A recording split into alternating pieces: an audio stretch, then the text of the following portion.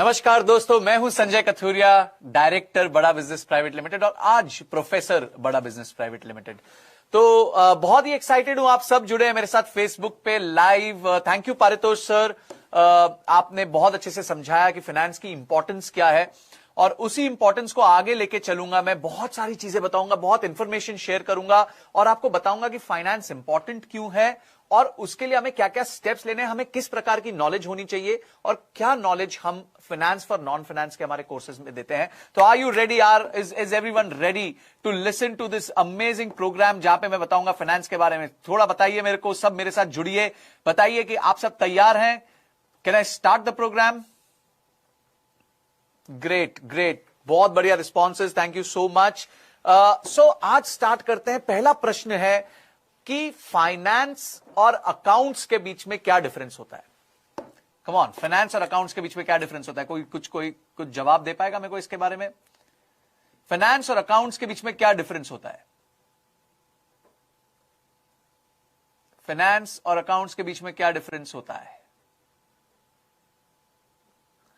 Okay, कुछ answers आ रहे हैं। तो फाइनेंस और अकाउंट्स के बीच में जो डिफरेंस होता है वो सिर्फ इतना होता है कि अकाउंट्स जो है वो पास्ट की बात करता है, वेरस फाइनेंस जो है वो फ्यूचर की बात करता है। आपका अकाउंटेंट आके आपको बताता है कि मैंने कल मेरे को इतने पैसे आए और मेरे अकाउंट से इतने पैसे चले गए, है ना? यही बताता है ना। वो आके आपको बताता है कि हमने कितना टैक्स फाइल कर दिया। वो आके आपको बताता है कि पास्ट में क्या हुआ। वो फ्यूचर की कोई बात नहीं करता आपके साथ। वो ये बात नहीं करता कि अगले महीने क्या खर्चा होगा, उसके अगले महीने क्या खर्चा होगा। वो ये सारी बातें नहीं करता क्योंकि वो अकाउंट्स की मेंटालिटी का है। वो अकाउंट्स देखता है। वो आपको पिछले महीने का बता सकता है, पिछले साल का बता सकता है, टैक्स बता सकता है, जो पैसा जेब से खर्च हो गया वो बता सकता है। तो ये होता है अकाउंटेंट। अकाउंटेंट जो है वो पीछे की बात करता है, वो पास्ट की बात करता है। वेरस जो फाइनेंस का रिप्रेजेंटेटिव होता है, फाइनेंस का पर्सन होता है, वो हमेशा आगे की बात करता है।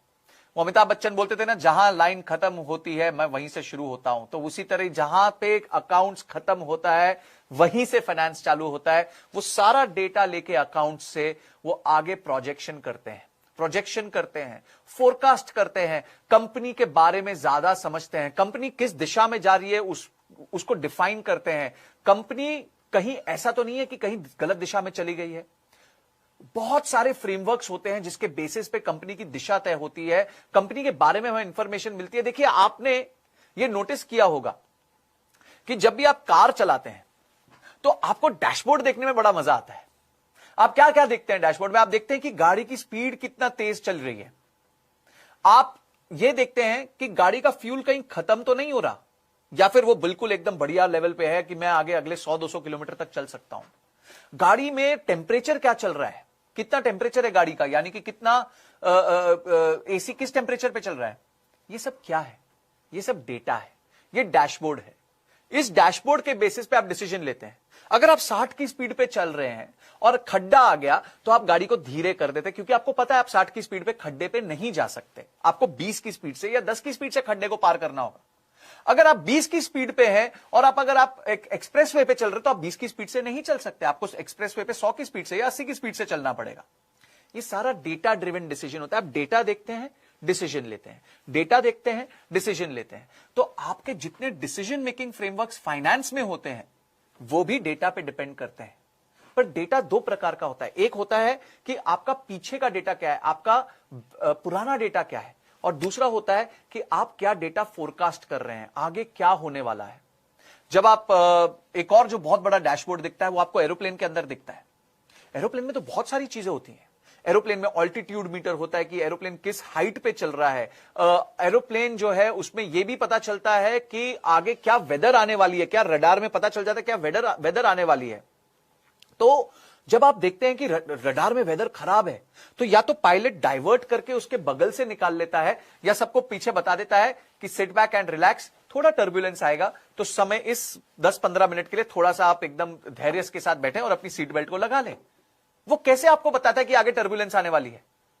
उसको कोई दिव्य दृष्टि आई है? नहीं, वो आगे का फोरकास्ट कर रहा है, वो आगे का डेटा पढ़ रहा है, वो देख रहा है कि आगे किस प्रकार से उसको चैलेंज दिख रहा है। अपने एरोप्लेन का जो रास्ता है उसमें क्या चैलेंज दिख रहा है, उसकी स्पीड क्या चल रही है एरोप्लेन की। अगर बहुत तेजी से चलेगा तो क्रैश कर सकता है, बहुत स्लो चलेगा तो स्टॉल करके नीचे गिर सकता है। हाइट कितनी है, अगर हाइट बहुत ज्यादा नहीं है और पहाड़ सामने आ गए तो वो उस पर क्रैश कर जाएगा, अगर हाइट बहुत ऊंची है तो उसको डिसेंड करने में प्रॉब्लम होगी। ये सारी चीजें आपको डेटा से पता चलती हैं। इसी तरह आपको फाइनेंशियल डेटा भी बनाना है। फाइनेंशियल डेटा में क्या होगा, आपको आगे की प्रोजेक्शन करनी है। बड़ी सिंपल बात है, कोई बहुत डिफिकल्ट बात नहीं है। आपको ऐसे लगेगा हो हे भगवान, मैंने तो कभी फाइनेंस पढ़ा नहीं है, मेरे को मैं कैसे प्रोजेक्ट करूंगा, ये सब मैं कैसे बताऊंगा आगे डेटा में क्या होने वाला है। बहुत ही सिंपल है। आपको पता है आपके खर्चे कितने होते हैं, आप अपने अगले 3 महीने के खर्चों को मैप कर लीजिए कि भाई साहब अगले महीने मेरा 10 लाख का खर्चा होने वाला है, उसके अगले महीने मेरा 15 लाख का खर्चा होने वाला है, और उसके अगले महीने मेरा 20 लाख रुपए का खर्चा होने वाला है। तो अब आपको पता चल गया कि आपको अगले 3 महीने में करीबन 45 लाख रुपए की आवश्यकता है। फिर आप देखिए कि आपकी सेल की कलेक्शन कहां से आने वाली है। कोई पुरानी सेल करी हुई है जिसकी कलेक्शन आने वाली है, जो नई सेल होगी उसकी कितनी कलेक्शन आने वाली है। तो आपने ये मैप कर लिया और देखा कि अरे यार अगले 3 महीने में कलेक्शन तो 30 लाख रुपए आएगी, पर खर्चा 45 लाख रुपए का, यानी कि अगले 3 महीने मेरे को 15 लाख रुपए शॉर्ट पड़ने वाले हैं। तो अब आप क्या करेंगे, अब आप विचलित नहीं होंगे, आप अपनी 15 लाख के शॉर्टफॉल की प्रिपरेशन करेंगे। अब देखेंगे कि किसी फ्रेंड के साथ मांग सकता हूं, फैमिली के साथ मांग सकता हूं, कहीं से बिजनेस लोन ले सकता हूं, मैं क्या कर सकता हूं जिससे मैं अगले 3 महीने के लिए ये 15 लाख रुपए अरेंज कर सकूं। पर अगर आपको पता ही नहीं होगा कि अगले 3 महीने में आपको 15 लाख का शॉर्टफॉल आने वाला है, तो आप किस बेसिस पे अपने डिसीजन लेंगे। मैं बार बार एक बात पे आपको क्या बता रहा हूं कि आगे की फोरकास्ट करना, यही एक फाइनेंस वाले का सबसे बड़ा उत्तरदायित्व होता है। जो भी फाइनेंस करता है वो पीछे की बातें तो कोई भी आके कर सकता है, एक जनरल अकाउंटेंट भी कर सकता है। आजकल सिस्टम इतना आसान हो गया है कि डेटा अपने आप, सिस्टम अपने आप आपको डेटा दे देगा।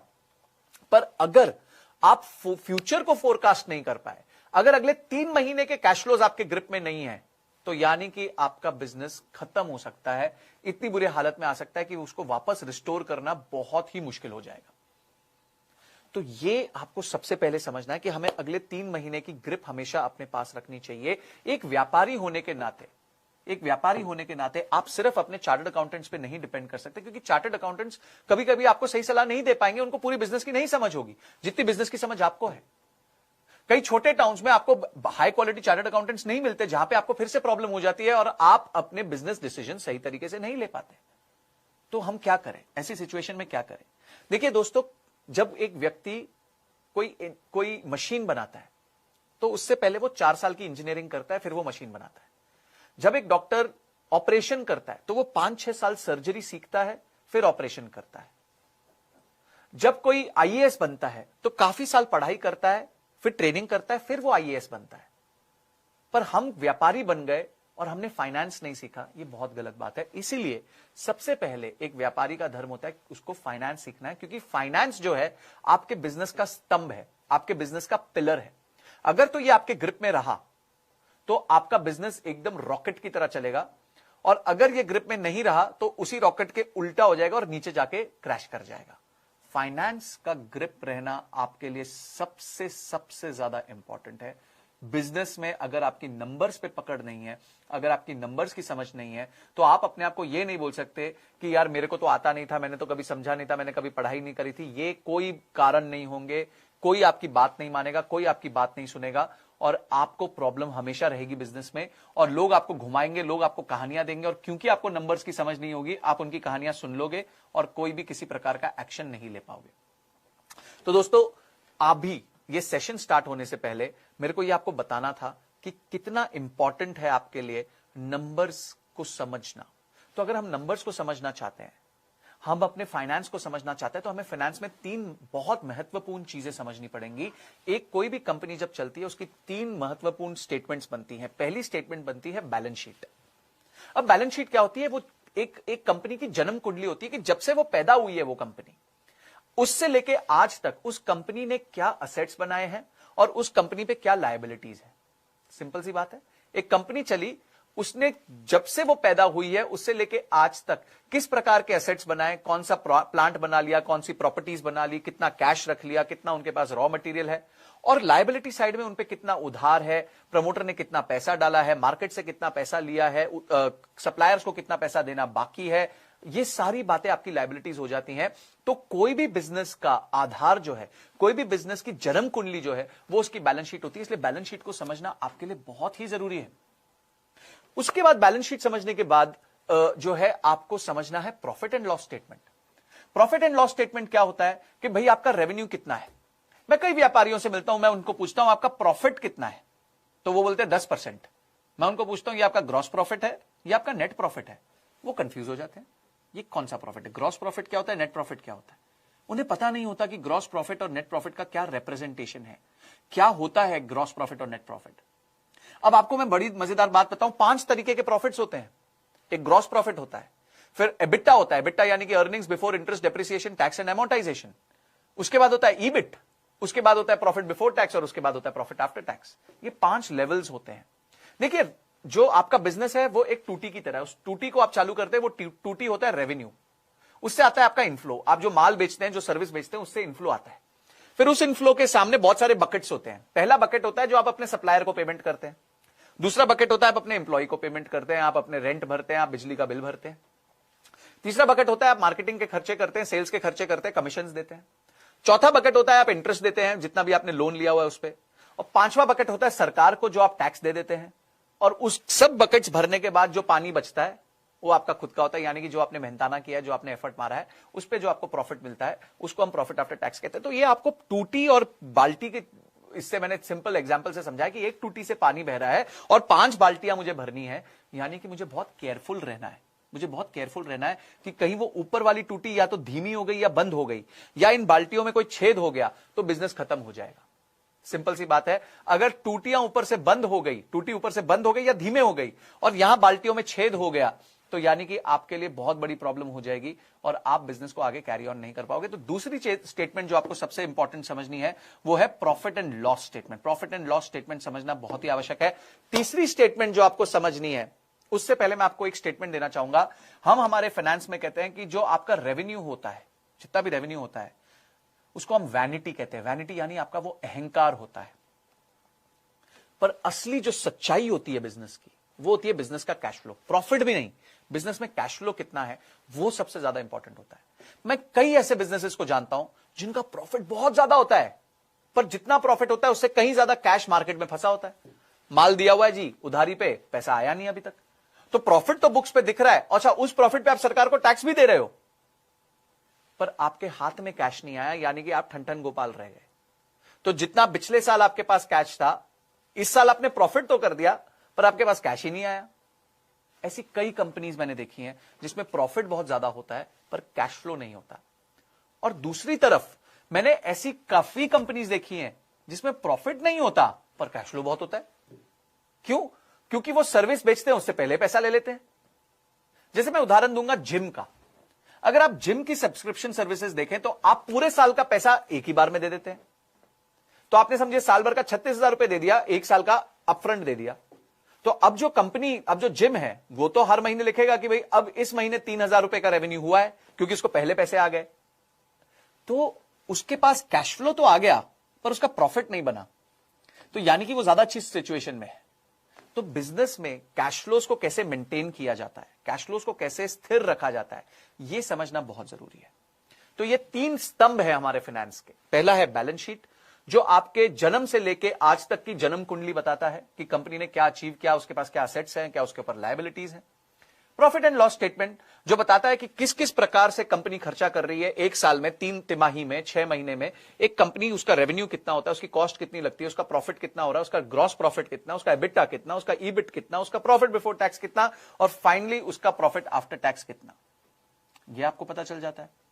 और उसके बाद तीसरी महत्वपूर्ण जो आपका डॉक्यूमेंट है वो है कैश फ्लो स्टेटमेंट, यानी कि इतना बड़ा बिजनेस करने के बाद, साल भर अपनी बैंड बजवाने के बाद, अंत में घर पे पैसा कितना आया। ये भी ये एक्चुअली सबसे ज्यादा इंपॉर्टेंट है कि घर पे पैसा कितना हम लेके आ पाए अपने धंधे में। ये सबसे इंपॉर्टेंट है। ये 3 चीजों को हम ग्रिप में रखें, पर उससे पहले उसको सीखना पड़ेगा। और आप सीखेंगे किसमें? हमारे कोर्स में, जिसका नाम है धंधे में फाइनेंस की सूझबूझ। उस कोर्स को मैंने और विशाल ठक्कर जी ने मिलकर किया है। विशाल ठक्कर जी एक बहुत senior finance for non finance के टीचर हैं। सीएनबीसी ने उनकी किताबों को छापा हुआ है, फाइनेंस फॉर नॉन फाइनेंस की। एक बहुत दिग्गज प्रोफेसर हैं और उन्होंने मेरे साथ मिलकर ये कोर्स किया है। बहुत सिंपल तरीके से हमने सिखाया है कि फाइनेंस क्या होता है नॉन फाइनेंस लोगों के लिए, यानी कि नॉन फाइनेंस का मतलब जिनको फाइनेंस के बारे में कोई नॉलेज नहीं है, उनको भी फाइनेंस सिखा दें, इतना सिंपल तरीके से हमने फाइनेंस को सिखाने की कोशिश की हुई है। उससे हम क्या क्या सवालों का जवाब दे पाएंगे, किन क्वेश्चंस को आंसर कर पाएंगे। क्या आप ये जानना चाहते हैं कि आपके बिजनेस का प्रॉफिट हर महीने बढ़ रहा है या घट रहा है? ऑब्वियसली आप जानना चाहेंगे। क्या आप ये जानना चाहेंगे हर तिमाही में मेरा प्रॉफिट बढ़ रहा है कि घट रहा है? क्या आप ये जानना चाहेंगे कि आपका प्रॉफिट एक साल में बढ़ रहा है कि घट रहा है? तो ये जो है ये आपको पता चलेगा जब आप इस कोर्स को खरीदेंगे। तो इसको मेजर कैसे करते हैं? अगर आपके ग्रिप में आपके एक्सपेंसेस, मैंने क्या एग्जांपल दिया, अगर आपकी बाल्टी में छेद हो गया, टूटी से पानी आ रहा है, बाल्टियों में जा रहा है, पर अगर बाल्टी में छेद हो गया तो यानी कि आपका बिजनेस डूब जाएगा, क्योंकि कितना भी पानी भर दो, कितनी भी टूटी तेज चला दो, आपके बाल्टी में कभी पानी भरेगा नहीं। तो आपको यह ध्यान रखना है कि जितने आपके एक्सपेंसेस हैं, चाहे वो आपका एडमिनिस्ट्रेशन एक्सपेंस है, चाहे वो इंटरेस्ट एक्सपेंस है, चाहे वो किसी प्रकार का भी आपका सैलरी का एक्सपेंस है, मार्केटिंग का एक्सपेंस है, रेंट का एक्सपेंस है, कोई भी एक्सपेंस है, वो आपके कंट्रोल में होना चाहिए, वो बाल्टी में छेद ना हो जाए। अगर उसमें छेद हो गया तो आपके लिए बहुत बड़ी प्रॉब्लम हो जाएगी, क्योंकि फिर आप कितना भी टूटी खोल के रख दो, आपका बिजनेस में कभी भी आपके बाल्टी में कभी पानी भरेगा नहीं। और क्योंकि आपके बाल्टी में पानी नहीं भरेगा तो अंत में आपके पास कुछ नहीं बचेगा, क्योंकि सारी बाल्टियों को भरने के बाद आपके पास जो है पानी बचता है। तो क्या एक्सपेंसेस, जो भी बिजनेस के एक्सपेंसेस है, वो हमारे ग्रिप में है कि नहीं है, ये हमें पता चलेगा जब हम फाइनेंस फॉर नॉन फाइनेंस करेंगे। उसके बाद सबसे एक बहुत महत्वपूर्ण चीज होती है कि मैंने काफी ऑर्गेनाइजेशंस देखी हैं जहां पे आपके पास इन्वेंट्री ज्यादा होती है और टर्नओवर कम होती है। Come on once more, inventory तो बहुत है पर टर्नओवर स्लो है। तो मुझे कौन सी इन्वेंट्री रखनी चाहिए, कौन सी नहीं रखनी चाहिए, कौन सी इन्वेंट्री कौन से सीजन में ज्यादा रखनी चाहिए, कौन सी इन्वेंट्री कौन से सीजन में कम रखनी चाहिए, ये सारे डिसीजंस मुझे लेने हैं। तभी जाके मैं एक सही बिजनेस रन कर पाऊंगा, तभी जाके मेरा इन्वेंट्री टर्नओवर अच्छा होगा, तभी जाके मेरी सेल्स बेहतर होगी। और क्योंकि क्या होता है, देखिए इन्वेंट्री जो होती है वो या तो आपके मुनाफे से आती है या आप उसके लिए लोन लेते हो। वंस अगेन, या तो वो आपके मुनाफे से आती है इन्वेंट्री, या आप उसके लिए एक लोन ले लेते हो। तो यानी कि या तो आप अपना खुद का पैसा फंसा दोगे या आप अपने ऊपर एक लायबिलिटी ले लोगे ताकि आप इन्वेंट्री खरीद सको। इन्वेंट्री सबसे डेंजरस चीज होती है। बड़ी कंपनीज डूबी हैं जिन्होंने इन्वेंट्री को मिसमैनेज किया। Inventory management can make you super successful. Inventory mismanagement can completely vanish your business. एकदम आपका बिजनेस खत्म कर सकता है अगर आप इन्वेंट्री को ठीक तरीके से मैनेज नहीं करेंगे। बिग बाजार का आपने नाम सुना होगा। वो क्या करते हैं, 26 जनवरी को आपको सेल देते हैं, 15 अगस्त को आपको सेल देते हैं। वो क्या करते हैं, अगर आप टाइड खरीदते हैं 10 किलो तो आपको बाल्टी फ्री। अरे कोई प्यार नहीं है उनको आपसे, किसी प्रकार का कोई प्रेम नहीं है। वो तो क्या है, उनकी बाल्टी पिछले 6 महीने से बिक्री नहीं है, तो वो क्या कर रहे हैं, जो नॉन मूविंग आइटम है उसको फास्ट मूविंग आइटम, क्योंकि टाइड तो रोज बिकता है, तो टाइड पे डिस्काउंट देने की जगह उन्होंने क्या किया जी, बाल्टी टाइड के साथ उठा के फ्री कर दी। तो आपको क्या समझ आया जी, समझ ये आया कि अगर एज अ बिजनेसमैन आपको आगे बढ़ना है तो आपको इन्वेंट्री को फास्ट टू फास्ट जितना फास्ट हो सके उतना टर्नओवर करना है, तभी जाके आपके बिजनेस में वृद्धि होगी, तभी जाके आपका रेवेन्यू बढ़ेगा, तभी जाके आपका मुनाफा बढ़ेगा। नहीं तो सारा मुनाफा जो है वो इन्वेंट्री में फंसा रह जाएगा। और उसके बाद प्रॉब्लम क्या होगी, प्रॉब्लम ये होगी कि आप किसी भी प्रकार से बिजनेस को आगे नहीं बढ़ा पाएंगे। आपके बिजनेस में बहुत सीवियर प्रॉब्लम आ जाएगी क्योंकि आप इन्वेंट्री में फंसे होंगे। उसके बाद अगली इंपॉर्टेंट चीज जो फाइनेंस फॉर नॉन फाइनेंस में सीखेंगे, बहुत इंपॉर्टेंट है। मैं आपसे एक सवाल पूछना चाहता हूं कि एक कंपनी है जिसके पास 100 करोड़ रुपए बैंक अकाउंट में है और दूसरी कंपनी है जिसके पास 10 करोड़ बैंक अकाउंट में, कौन सी कंपनी अच्छी है? Come on, let's get some answers. मैं फेसबुक पे आप सबको देख रहा हूं। मेरा क्वेश्चन वापस सुनिए। एक कंपनी है जिसके पास 100 करोड़ बैंक में है, उसके बैंक बैलेंस में है, और एक कंपनी है जिसके पास मात्र 10 करोड़ रुपए बैंक बैलेंस में है। कौन सी कंपनी आपके हिसाब से इन दोनों में से बेहतर है? Come on, let's get some answers, let's get some answers. 100 crore वाली की 10 करोड़ वाली? 10 करोड़ वाली। वाह बंटी जी वाह, अरे वाह, सब 10 करोड़ वाली बोल रहे हैं, वाह। 10 करोड़ वाली, very good very good. 10 crore वाली बेस्ट है, 10 करोड़ वाली बेस्ट है, 10 करोड़ वाली बेस्ट है, 10 करोड़ वाली बेस्ट है। अरे अच्छा, मतलब 100 करोड़ नहीं होने चाहिए अकाउंट में, 10 करोड़ रुपए होने चाहिए, आप ये कहना चाहते हो? ओके, 10 करोड़ वाली, 10 करोड़ वाली, 10 करोड़ वाली, 10 करोड़ वाली। अब मैं आपके लिए सिनेरियो बदल देता हूं। सिनेरियो ये है, जिस कंपनी के पास कैश में 10 करोड़ रुपए है उसके महीने का खर्चा 5 करोड़ रुपए है, और जिस कंपनी के पास बैंक में 100 करोड़ रुपए है उसका महीने का खर्चा 10 करोड़ रुपए है। अब कौन सी कंपनी बेहतर है? Come on, get it once again. 10 crore वाली कंपनी का मंथली खर्चा 5 करोड़ रुपए है और 100 करोड़ वाली कंपनी का मंथली खर्चा 10 करोड़ रुपए है। अब कौन सी कंपनी बेटर है? कम ऑन, अब कौन सी कंपनी बेटर है? कुछ आंसर्स मिले? अभी भी लोग कह रहे हैं 10 करोड़ वाली बेहतर है। अब 100 करोड़ का, नयन जी थैंक यू सो मच। अब 100 करोड़ वाली बेहतर है। क्यों 100 करोड़ वाली बेहतर है? क्योंकि जो 10 करोड़ वाली कंपनी है उसके पास मात्र 2 महीने का रनवे है, क्योंकि उसका खर्चा 5 करोड़ रुपए है। पर जो 100 करोड़ वाली है उसके पास 10 करोड़ रुपए महीने के हिसाब से, यानी 10 महीने का रनवे है। वो 10 महीने चल सकती है अपने कैश पे। यानी कि हम ये गेज नहीं कर सकते कि किसी के पास ज्यादा पैसे हैं या कम पैसे हैं, वो अच्छी है या बुरी है। हमें गेज करना पड़ता है रेशियो के हिसाब से। कोई भी बैलेंस शीट जो होती है वो एब्सोल्यूट नंबर में नहीं देखी जाती। कभी ये भी हो सकता था कि 10 करोड़ वाली कंपनी का अगर महीने का खर्चा मात्र 10 लाख रुपए होता तो हम तो डांस कर रहे होते। क्यों? क्योंकि हमारे पास 100 महीने के पैसे हैं। पर 100 करोड़ वाली का अगर खर्चा 50 करोड़ रुपए महीना हो रहा था तो 100 करोड़ भी कम पड़ता, क्योंकि 2 ही महीने का रनवे है। बहुत सारे सर्कमस्टांसेस हो सकते हैं। तो सर्कमस्टांसेस हमें कैसे पता चलेंगे? सर्कमस्टांसेस हमें पता चलेंगे रेशियो एनालिसिस करके। जब हम रेशियो एनालिसिस करते हैं, बहुत प्रकार के रेशियोज आते हैं, ये मेरा फेवरेट सब्जेक्ट है। रेशियोज होते हैं आपका डेट कितना है, आपकी इक्विटी कितना, आप पे कंपनी पे उधार कितना, आपकी खुद की लागत कितनी है, आपके जो करंट एसेट है और करंट लायबिलिटी है, वो करंट एसेट पूरे पड़ते हैं करंट लायबिलिटी को देने के लिए। अगर कल को आपकी लायबिलिटी जो है, क्योंकि liability is real, asset is fictitious. Come on once again, liability is real, asset is fictitious. जो आप पे लोन होता है वो सच्चा होता है, उसका हर महीने ब्याज देना होता है। आपके बैंक ने कभी आपको बोला है कि आज जी 15 अगस्त है, आज आप ब्याज मत दीजिएगा। आज जी 26 जनवरी, आज क्यों ब्याज दे रहे हो? आज महात्मा गांधी जी का बर्थडे है 2 अक्टूबर, आज क्यों ब्याज दे रहे हो? आप मत दीजिए। अच्छा, आप तो 8 घंटे काम करते हैं, ब्याज 24 घंटे का लगता है। आप होली, दिवाली, ईद, कोई भी फेस्टिवल हो, आपको उसमें ब्याज देना पड़ता है। चाहे आप छुट्टी पे हैं, आपकी स्टाफ छुट्टी पे, सब लोग छुट्टी पे है, पर ब्याज छुट्टी पे नहीं होता। असेट, आपको मन में लगता है मेरी जो बिल्डिंग है वो तो 10 करोड़ की है, 5 करोड़ की है, पर बेचने जाओ तो पैसा नहीं मिलता, बेचने जाओ तो कोई खरीदार नहीं है। यानी कि जब आपकी लायबिलिटी है वो तो रियल है, वो तो आपको पे करनी ही करनी है, पर आपका जो असेट है वो फिक्टिशियस है, उसकी वैल्यू आपको पता नहीं क्या है, एक्चुअल वैल्यू क्या है। क्यों? क्योंकि जब तक मार्केट में कोई बायर नहीं होगा, वो तब तक उसकी कोई वैल्यू नहीं मिलेगी मुझे। तो ऐसा कोई सिचुएशन ना आ जाए कि मेरी लायबिलिटी बढ़ जाए और मेरा असेट नीचे चला जाए। इसलिए हमेशा ध्यान रखना पड़ता है, रेशियोज निकालते रहना चाहिए आपको हर महीने की मेरी कंपनी का क्या रेशियो चल रहा है। कहीं मेरी उधारी मेरे असेट से ऊपर तो नहीं चली गई है, नहीं तो फिर फटाफट कुछ डिसीजंस लिए जाए। तो इन रेशियोज पे ध्यान रखना है। फिर प्रॉफिटेबिलिटी रेशियोज होते हैं, टर्नओवर रेशियोज होते हैं, किस स्पीड से इन्वेंट्री जो है आपकी टर्नओवर होके आपके सेल्स में जा रही है, किस स्पीड से आप मार्केट में जो आपने उधारी पे माल दिया उससे कलेक्शन कर पा रहे हैं, किस स्पीड में जो है आप अपना जो सप्लायर की पेमेंट कर पा रहे हैं, बैंकों को क्या आप टाइम पे इंटरेस्ट दे पा रहे हैं, क्या आप अपनी इनकम से इंटरेस्ट दे भी सकते हैं कि नहीं दे सकते, क्या आप अपनी इनकम से इंटरेस्ट और डेट दोनों को सर्विस कर सकते हैं कि नहीं कर सकते। ऐसे कई सवाल आपके मन में आते हैं। इन सारे सवालों के लिए आपके पास रेशियो एनालिसिस होता है। और मजेदार बात बताऊं, फाइनेंस फॉर नॉन फाइनेंस में हमने इतने बढ़िया से, इतने सिंपल हिंदी भाषा में जो है रेशियो सिखाए हैं कि आपका दिल खुश हो जाएगा। आप इतना इजी लर्निंग्स लेके जाएंगे, आप स्टेप बाय स्टेप देख सकते हैं कि आपको कौन से रेशियोज रखने हैं, कौन से रेशियोज नहीं रखने, कौन से रेशियोज कौन से सर्कमस्टेंसेस में यूज करने हैं, कौन से रेशियो कौन से सर्कमस्टेंसेस में नहीं यूज करने। ये सारी चीजें फ्रेमवर्क के साथ हमने सिखाई हैं हमारे फाइनेंस फॉर नॉन फाइनेंस के कोर्स में।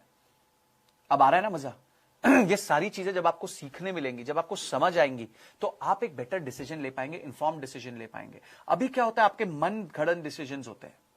मैं आपको एक सवाल पूछता हूं कि अगर आप माल बेच रहे हैं मार्केट में और आपको माल उधारी पे बेचना है, तो आप ये कैसे डिसाइड करते हैं कि इन व्यक्ति को मैं 10 दिन की उधारी दूं, इस बायर को मैं 20 दिन की उधारी दूं, या इस बायर को मैं 30 दिन की उधारी दूं? आप किस बेसिस पे डिसाइड करते हैं? Come on, some answers once again. मेरा प्रश्न वापस समझिए।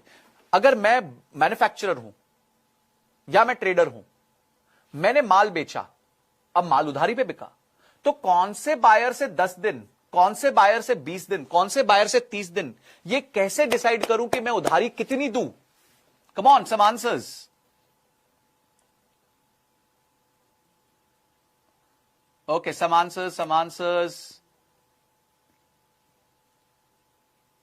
बेहतर step by step, okay, margin से डिसाइड करूं, ओके, मार्जिन से डिसाइड करूं, ओके, बैक डेटा से, number of days, bills amount, very good, ये okay, 3C model, come on, किसी ने शायद मेरी वीडियो देखी, दोस्तों मैं कहता था ना मेरी वीडियो देखते हैं लोग, ओके, तो 3C मॉडल आप देखते हैं कि आपका कैरेक्टर क्या है, बायर का कैरेक्टर क्या है, उसकी नीयत है कि नहीं वो देना चाहता है, उसकी कैपेसिटी क्या है, उसका कैरेक्टर तो बहुत अच्छे, भाई साहब बहुत अच्छे हैं, जबान के पक्के हैं, पर उनकी कैपेसिटी ही नहीं है देने की पैसा आपको, और अगर वो भी नहीं है तो कोलैटरल क्या है, सपोर्ट क्या है, कल को वो डिफॉल्ट कर गए तो क्या हम करेंगे, ये जो है आपको कैसे समझ आएगा, उसमें मैं कैसे डिसाइड करूं किसी का कैरेक्टर अच्छा है, किसी का कैरेक्टर ठीक नहीं है, किसी का कैपेसिटी अच्छी है, किसी की कैपेसिटी ठीक नहीं है, किसी का कोलैटरल अच्छा है, किसी का कोलैटरल ठीक नहीं है, मैं कैसे डिसाइड करूं, इन सबको हमने कवर किया है हमारे कोर्सेस में।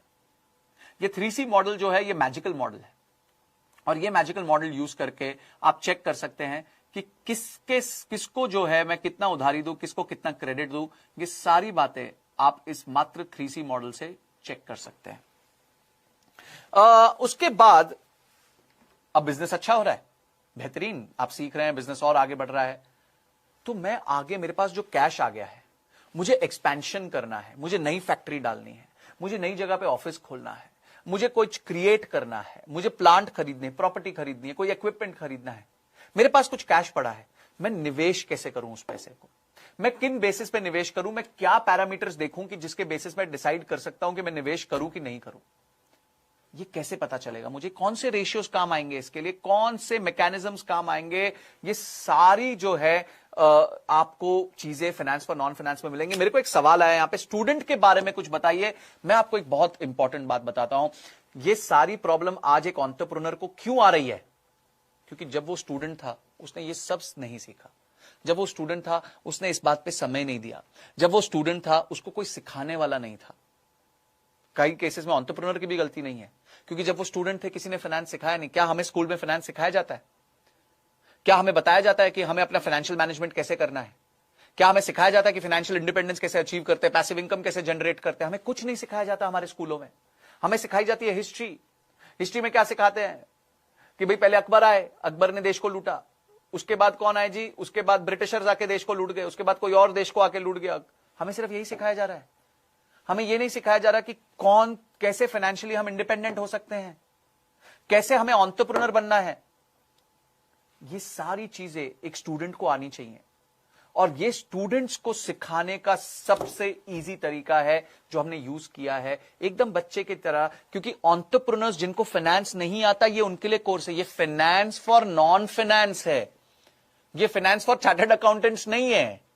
चार्टर्ड अकाउंटेंट्स भाइयों को मैं नहीं सिखा सकता, उनको ऑलरेडी बहुत आता है, वो सीखे सिखाए हैं।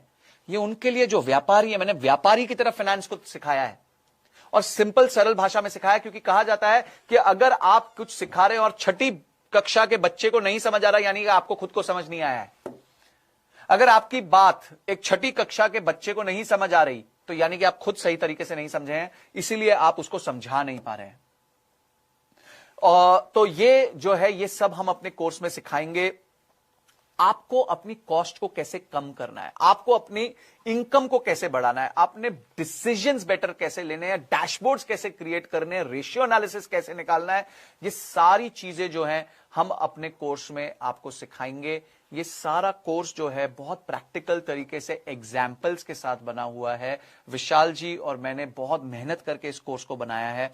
ये समय काल परिस्थिति के विपरीत कोर्स है, क्योंकि इसमें हमने प्रिंसिपल सिखाए हैं। बैलेंस शीट पिछले 100, 200, 500, 1000 सालों से कभी बदली नहीं है। बैलेंस शीट वही होती है, P&L वही होती है, और आपको अकाउंटेंट नहीं बनना है। आप बात समझिएगा, मैंने इसलिए सेशन के स्टार्ट में आपको डिफरेंस बताया कि अकाउंटेंट और फाइनेंस में क्या डिफरेंस होता है। अकाउंटेंट जो होता है वो पास्ट के डेटा को देखता है, और फाइनेंस का जो बंदा व्यक्ति होता है वो फ्यूचर के डेटा को देखता है। तो आपको जो है फ्यूचर की बात करनी है, पीछे का डेटा यूज करके आपको फ्यूचर का डेटा फोरकास्ट करना है, प्रिडिक्ट करना है, और उसके बेसिस पे ही आपको अपने डिसीजन मेकिंग फ्रेमवर्क्स को लाना है। तो फाइनेंस फॉर नॉन फाइनेंस जो कोर्स है वो आपको ये सारी बातें सिखाएगा जो मैंने आपको बताया है, कि वो आपको फ्रेमवर्क्स देगा, वो आपको बैलेंस शीट के बारे में समझाएगा, P&L के बारे में समझाएगा, कैश फ्लोज के बारे में समझाएगा। उसके बाद वो रेशियोज बताएगा, कौन से डिसीजन मेकिंग फ्रेमवर्क के रेशियोज होते हैं, कौन सा रेशियो कब लगाना चाहिए, कब नहीं लगाना चाहिए, कौन सा रेशियो किस रेंज में होना चाहिए, वो भी हम आपको बताएंगे। ये सारा ज्ञान जो है इस हमारे कोर्स में हमने भर दिया है, और वो जो कोर्स है उससे आपको बहुत ज्यादा फायदा होगा। इसलिए आपको क्या करना है जी, आपको अपने काउंसलर को फोन करना है, आपके चैनल पार्टनर को फोन करना है, आपके आईबीसी को फोन करना है, जिसके साथ भी आप जुड़े हुए हैं उसको आपको फोन करके समझना है कि वो किस तरीके से आपको ये कोर्स जो है वो फायदेमंद हो सकता है। और हमारा सिर्फ ये एकलौता कोर्स नहीं है, हमारे पास आज करीबन 30 कोर्सेज हैं। हमारे पास वर्किंग कैपिटल के ऊपर कोर्स है। वर्किंग कैपिटल मतलब आप अपने धंधे में पैसे की रोलिंग कैसे करें, कहां मिलेगा कोर्स, आपको बोर्ड लाइन नंबर पे फोन कर सकते हैं, 9810544443 हमारा बोर्ड लाइन नंबर है, या फिर आप अपने आईबीसीज को फोन कर सकते हैं अगर आप अपने आईबीसीज के साथ हैं, या फिर आप अपने चैनल पार्टनर को, अगर आप उस रीजन में चैनल पार्टनर के साथ हैं तो आप प्लीज उनको फोन कीजिए। आप किसी भी माध्यम से हमारे साथ जुड़ सकते हैं, कोर्सेज के बारे में पता कर सकते हैं, आराम से बात कीजिए अपने काउंसलर से, काउंसलर आपको हेल्प करेंगे, आईबीसीज आपको हेल्प करेंगे और आपको बताएंगे कि ये कोर्स आपके लिए कितना महत्वपूर्ण है। और भी हमारे कोर्सेज है, जैसे मैं बता रहा था वर्किंग कैपिटल के बारे में, कि धंधे में आपको पैसे की रोलिंग का जुगाड़ कैसे रखना है, कैसे अपने सप्लायर को मैनेज करना है, कैसे अपने बायर को मैनेज करना है, कैसे अपने इन्वेंट्री वाले को मैनेज करना है, कैसे क्रेडिटर को, कैसे बैंक को, कैसे एम्प्लॉइज को, बाप रे कितने लोगों को मैनेज करना पड़ता है, ये सबको हम किस तरीके से मैनेज कर सकते हैं, ये सारा हमने उस कोर्स में बताया। ऐसे कई कोर्सेज हैं हमारे पास। पारितोष शर्मा सर जो मेरे पहले आए थे, उनके बहुत सारे कोर्सेज हैं $0 मार्केटिंग के ऊपर, समृति मैम के हैं पर्सनालिटी डेवलपमेंट के ऊपर, बहुत सारे कोर्सेज हैं। स्टूडेंट्स के लिए हमारे पास pocket money to professional salary के ऊपर एक कोर्स है, पर्सनालिटी डेवलपमेंट के ऊपर कोर्स है। अगर आप एक बिजनेस पार्टनर हैं, किसी प्रकार का बिजनेस करते हैं, सेल्स करना बहुत जरूरी है, हाउ टू सेल का कोर्स है। ऐसे कई कोर्सेज है, मैं कितने नाम बता दूं आपको। आज तो मैं आपके साथ सिर्फ फाइनेंस फॉर नॉन फाइनेंस के बारे में बात करने आया था, तो मैं फाइनेंस फॉर नॉन फाइनेंस में क्या आपको उपलब्धि मिलेगी जब आप वो कोर्स कर लेंगे, किस प्रकार से आपकी प्रॉब्लम सॉल्व होगी। देखिए हमारा तो एक ही काम है, हम आपकी या तो प्रॉब्लम सॉल्व करवाना चाहते हैं या आपका गोल अचीव करवाना चाहते हैं, आपको सही एजुकेशन देके। आपको एजुकेशन देना हमारा काम है, कर्म करना खुद आपका काम है। आपको खुद अब ये कोर्स लेना है, इसको खुद पढ़ना है, इसको प्रैक्टिस करना है। देखिए प्रैक्टिस करते रहना बहुत जरूरी है। किसी ने मुझसे पूछा था कि क्या मैं अगर एक बार फाइनेंस पढ़ लूं तो उसके बाद मेरे को प्रॉब्लम नहीं होगी। आज मुझे फाइनेंस के फील्ड में 15 साल हो गए, मैं चार्टर्ड फाइनेंशियल एनालिस्ट हूं, एमबीए फाइनेंस हूं। उसके बावजूद भी आज मैं समय निकालता हूं जिसमें अपने आप को मैं रोज अपग्रेड करने की कोशिश करता हूं। तो ऐसा नहीं है फाइनेंस अथाह समंदर है, आपको उसके बारे में जितनी नॉलेज मिले उतनी कम है, क्योंकि कुछ ना कुछ चेंज होता रहता है। आप जब जिम जाते हैं, आप अपनी बॉडी बनाते हैं, उसके बाद कहीं ऐसा होता है कि अगर आप उसके बाद 5 साल जिम नहीं गए तो बॉडी फिर भी वैसी रहेगी? होता ही नहीं है। आपको हर बार जिम जाना पड़ता है, आपको रेगुलरली जिम जाना पड़ता है। इसी तरीके से आपको रेगुलरली प्रैक्टिस करना पड़ेगा, रेगुलरली सीखना पड़ेगा, तभी जाके आप जो है एक सफल व्यापारी बन सकते हैं। एक व्यापारी कभी लर्निंग करना नहीं छोड़ सकता, क्योंकि अगर उसने लर्निंग करनी छोड़ दी तो उसकी अर्निंग छूट जाएगी, उसकी किसी भी प्रकार की अर्निंग नहीं होगी। तो आपको लर्निंग करते रहना है। आज भारत जाग रहा है, उसको पता है कि सारे व्यापारियों को पता है कि लर्निंग करना कितना इंपॉर्टेंट है, और आज इसलिए हजारों व्यापारी हमारे साथ जुड़े हैं जो हमारे ये कोर्सेज लेते हैं और जिनके लाइफ में बहुत बड़ा डिफरेंस आया है इन कोर्सेज के माध्यम से। पूरे कोर्स में अगर आपको 5 अच्छी लर्निंग्स मिल गई, मैं ज्यादा नहीं कह रहा, मात्र 5 अच्छी लर्निंग्स मिल गई, तो आपके बिजनेस में एक जे कर्व आ जाएगा और आप उसमें सुपर सक्सेसफुल हो जाएंगे। अगर आपके मन में कुछ प्रश्न है, अगर आप मुझसे कुछ सवाल पूछना चाहते हैं तो आप अभी पूछ लीजिए, मैं उसका जवाब दूंगा और आपको बताऊंगा कि किस तरीके से उन प्रॉब्लम्स को मैं सॉल्व कर सकता हूं। अगर आपके मन में कुछ सवाल है तो फटाफट कमेंट बॉक्स में लिखिए। ऑलरेडी हम 700 कमेंट्स के ऊपर पहुंच गए हैं, आप लोगों ने इतना प्रेम दिया है, thank you so much. But अगर आपके मन में कुछ सवाल है तो कृपया करके वो सवाल जो है आप बॉक्स में लिखिए। मैं कोशिश करता हूं कि मैं उनका जवाब दूं, जितने अच्छे से दे सकता हूं उतने अच्छे से जवाब दूं। Practice makes perfect and upgrade, timely learning and earning. Yes absolutely. Share market का एनालिसिस किसी ने पूछा है, अजीत जी ने। तो शेयर मार्केट में हमारा एक कोर्स है, शेयर मार्केट स्टॉक मार्केट के ऊपर, आप वो देख सकते हैं। और उसके बाद जो है वो कोर्स में आपको पूरा स्टॉक मार्केट का ज्ञान मिल जाएगा कि स्टॉक मार्केट क्या है, किस तरीके से आप उसमें निवेश कर सकते हैं, क्या फायदे क्या नुकसान। स्मॉल बिजनेसेस के लिए क्या कर सकते हैं? मैं बहुत बिजी रहता हूं। बिजी रहते हो तो सर मुबारक हो, हम सब बिजी रहते हैं, तो आपको अपने लिए समय निकालना है। अगर आप सुबह 8 बजे उठते हैं तो आप 7:15 उठ जाइए, अगर आप 7 बजे उठते हैं तो 6:15 उठ जाइए, क्योंकि लर्निंग पे तो आपको निवेश करना पड़ेगा, ये आपकी प्रायोरिटी है। अगर आपने प्रायोरिटी नहीं फॉलो करी तो आपके लिए प्रॉब्लम होगी। किसी ने पूछा कि वो 12वीं कक्षा में है और फाइनेंस के में अपना करियर बनाना चाहते हैं। बहुत सुंदर टाइम है ये आपके लिए फाइनेंस में करियर बनाने का। आप आज ही से जो है फाइनेंस के बारे में समझ सकते हैं, फाइनेंस की कुछ बेसिक बुक्स खरीद सकते हैं, basics of balance sheet, basics of PNL क्या होती है, हमारे कोर्स जो एफएनएफ उसको ज्वाइन कर सकते हैं। उसमें आपको बहुत सारी लर्निंग्स मिल जाएंगी जिसके माध्यम से आप बेसिकली समझ पाएंगे फाइनेंस होता क्या है। मैं आपको बताता हूं, फाइनेंस से ज्यादा डरने की जरूरत नहीं है। Finance is basic mathematics. 2 दूनी 4 होता है तो 2 दूनी 4 ही होता है, 2 दूनी 6 नहीं हो सकता।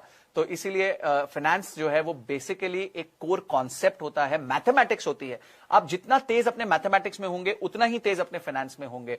फाइनेंस की कोई फॉर्मल जो है ट्रेनिंग से ही आप सुपरमैन बनेंगे, फाइनेंस में ऐसा नहीं है। अगर आपकी बेसिक नंबर्स की अच्छी है और आपने बेसिक कोर्सेज कर लिए हमारे जिसमें हमने फाइनेंस के बारे में बताया है, तो आई एम श्योर जो है आपके लिए बहुत अच्छा होगा। मार्केटिंग में बहुत ज्यादा खर्च हो जाता है, इसके लिए तो मैं पारितोष शर्मा जी का $0 मार्केटिंग आपको रेकमेंड करूंगा कि आप $0 मार्केटिंग जरूर देखिए कि किस प्रकार से आप सस्ते से सस्ते कॉस्ट पे जो है आप अपना मार्केटिंग कर सकते हैं। Sir, how to enter investment banking? Investment banking एक बहुत डिफिकल्ट लाइन है, उसमें घुसने के लिए आपको बहुत ज्यादा नॉलेज चाहिए फाइनेंस की। मैं आपसे रेकमेंड करूंगा कि आप अगर एमबीए फाइनेंस करें या आप अपना चार्टर्ड फाइनेंशियल एनालिस्ट का कोर्स करें तो डेफिनेटली आप इन्वेस्टमेंट बैंकिंग की तरफ बढ़ सकते हैं। आप सेल्स में करियर बढ़ाना चाहते हैं, बहुत अच्छी बात है। पहले तो आप हमारे साथ जुड़े, आप हमारे आईबीसी बन सकते हैं क्योंकि उसमें आपको सेल्स की सारी टेक्निक्स, डिजिटल मार्केटिंग के सहित सेल्स, फिजिकल सेल्स कैसे होती है, हाउ टू सेल, ये हम सिखाते हैं। आप हमारे सिस्टम के साथ जुड़ जाते हैं और आपको पता चलता है कि इतने विशाल सिस्टम को कैसे लेके चला जाता है आगे, कैसे उसमें सेल्स होती है, कैसे टेक्नोलॉजी का इस्तेमाल होता है। तो ये एक तरीका है, आप हमारे साथ जुड़ के डेफिनेटली आईबीसी बन के सेल्स सीख सकते हैं और आगे जाके फिर अपने हिसाब से अपने आप को और बढ़ा सकते हैं। किसी ने देखा है financial statements of businesses are like blood report. बिल्कुल सही कह रहे हैं आप। आपका हेमोग्लोबिन कितना है, आपका शुगर कितना है, आपका विटामिन डी कितना है, ये सारी चीजें जब आप ब्लड रिपोर्ट में देखते हैं तो डिसीजन लेते हैं। अगर आपका ब्लड विटामिन डी कम है तो आप सूरज के सामने ज्यादा समय निकालते हैं ताकि आपका विटामिन डी बढ़ जाए। तो इसी तरीके से जब बिजनेस के रेशियोज आते हैं, फाइनेंशियल स्टेटमेंट्स के रेशियोज आते हैं, तो हम बेसिकली डिसीजन लेते हैं कि हमें बिजनेस के साथ क्या इंप्रूवमेंट्स करने चाहिए। स्टार्टअप कैसे करें, इसके लिए भी हमारा एक कोर्स है, how to start a startup. वाह, आपकी सारी प्रॉब्लम्स के लिए हमने कोई ना कोई कोर्स जरूर बनाया हुआ है। हाउ टू स्टार्टअप जरूर देखें। उसमें हमने आपको स्टेप बाय स्टेप बताया कि 24 स्टेप्स के अंदर आप कैसे अपना स्टार्टअप खड़ा कर सकते हैं। इंजीनियरिंग और फाइनेंस का क्या रिलेशनशिप है? इंजीनियरिंग और फाइनेंस का वैसे कोई रिलेशनशिप नहीं है, बस यही बात है कि मैं इंजीनियर था फिर मैंने फाइनेंस कर ली। इंजीनियरिंग क्योंकि आपको मैथमेटिक्स सिखा देता है तो आपके लिए फाइनेंस समझना थोड़ा आसान हो जाता है, सिर्फ इतना ही रिलेशन है, बाकी दोनों में कोई रिलेशन नहीं है। अगर कोई रिलेशन आप ढूंढना चाहे तो वो ये है कि अगर आप कोई इंजीनियरिंग आइटम बनाते, चाहे कि आप सॉफ्टवेयर बनाए, चाहे आप कोई मशीन बनाए, जब आप उसको बेचेंगे तो आपको पैसे ही लेने पड़ेंगे। तो आपको फाइनेंस की जितनी अच्छी नॉलेज होगी उतना ही आप एक अच्छे बिजनेसमैन बन जाएंगे।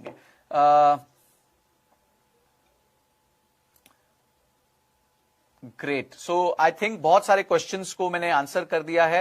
आपके जितने भी प्रश्न हैं कि ये कोर्स कहां मिलेगा, आईबीसी की कितनी फीस है, ज्वाइनिंग, ये सारे आप हमारे काउंसलर से बात करके देख सकते हैं। 9810544443 हमारा नंबर है, आप उस पर फोन कर सकते हैं या आप किसी भी अपने लोकल एरिया के चैनल पार्टनर से, आईबीसी से बात कर सकते हैं और उनके साथ जुड़ सकते हैं। और जो है हमारी मुहिम जो है, हमारी मुहिम बहुत सिंपल है, बड़ा बिजनेस की, डॉक्टर विवेक बिंद्रा की, कि भारत के हर कोने तक जाके हम एंटरप्रेन्योर्स को पढ़ा सके, सिखा सके कि बिजनेस कैसे करना है। क्योंकि हम सिर्फ एक ही चीज जानते हैं कि अगर इंजीनियरिंग में आगे जॉब पाने से पहले 4 साल की इंजीनियरिंग करनी पड़ती है, फाइनेंस में जॉब पाने से पहले 2 साल की एमबीए करनी पड़ती है या 5 साल की चार्टर्ड अकाउंटेंट करनी पड़ती है, एक सर्जरी करने के लिए मेडिकल की एजुकेशन लेनी पड़ती है।